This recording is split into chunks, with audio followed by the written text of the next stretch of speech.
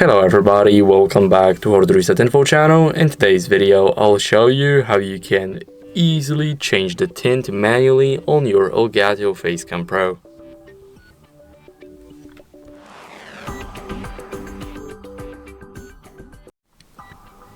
So first, what you guys need to do is open up the Camera Hub. It's an app especially designed for the ELGATO cameras. Now go over to camera settings, go to device and make sure that the input is on ELGATO Facecam Pro and it's selected right here. So now scroll all the way down until you see white balance here. Make sure to disable the automatic white balance, and as you guys can see now, you can easily change the tint. So that would be it.